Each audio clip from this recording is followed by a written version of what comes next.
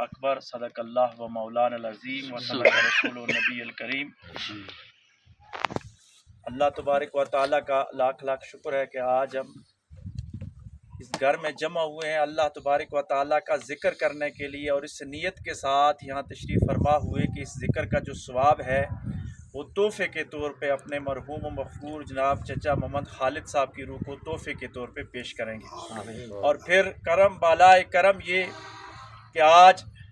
یہ نیک روح کی برکتیں ہوتی ہیں۔ میں سمجھتا ہوں کہ یہ اللہ والے، ان کا ایک ایک لمحہ بڑا قیمتی ہوتا ہے، لیکن میں سمجھتا ہوں کہ خالد صاحب اور ان کے گھرانے کی ایک اللہ والوں کے ساتھ محبت کا نتیجہ تھا کہ آج قبلہ پیر صاحب اس علاقے میں تشریف فرما ہوئے تھے، اور ان کی دعا کے لیے آپ خود تشریف فرما ہو گئے۔ میرے آقا علیہ الصلوۃ والسلام کی ایک حدیث کا مفہوم ہے کہ آپ نے فرمایا کہ اگر ایک اللہ اللہ کرنے والا آدمی اگر کسی ایک جگہ سے گزر جائے تو وہ زمین 7 زمینوں پہ فخر کرتی ہے، یہ 7 ہی ان کی قبر ہے۔ تو میں سمجھتا ہوں کہ جس قبر کے پاس اور جس گھر سے جنازہ اٹھا وہاں اتنے آدمیوں نے اگر اللہ کا ذکر کیا،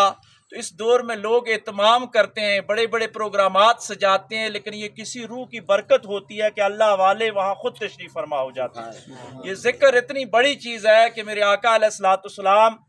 معراج کی رات پہ جب اللہ تبارک و تعالیٰ کے قرب میں گئے، آسمانوں کی اور لامکان کی سیر کرائی گی، تو میرے کریم آقا صلی اللہ علیہ وآلہ وسلم کو کچھ مشاہدات اور کچھ مناظرات کروائے گئے، تو آقا علیہ الصلوۃ والسلام نے فرمایا کہ میں نے ایک آدمی کو دیکھا کہ جو عرش کے نور میں لپیٹا ہوا وہاں اس کا مقام تھا، یعنی وہ نور کے اعلیٰ ممبر پہ بیٹھا ہوا اور اس کے اوپر پھر عرش کے نور نے اس کو اپنے گھیرے میں لیا ہوا۔ تو آقا علیہ الصلوۃ والسلام نے جبریل سے پوچھا کہ اے جبریل، کیا یہ کوئی اللہ کا برگزیدہ نبی یا رسول ہے یا فرشتہ ہے؟ تو فرمایا کہ یہ اللہ کا کوئی برگزیدہ نبی، رسول یا فرشتہ نہیں، بلکہ آپ کی امت کا وہ شخص ہے جو دنیا میں ذکر اللہ کا ذکر اس انداز کے ساتھ کرتا تھا کہ دیکھنے والے اسے پاگل یا دیوانہ سمجھتے تھے۔ یہ اللہ تبارک و تعالیٰ کے اس ذکر کی برکات ہیں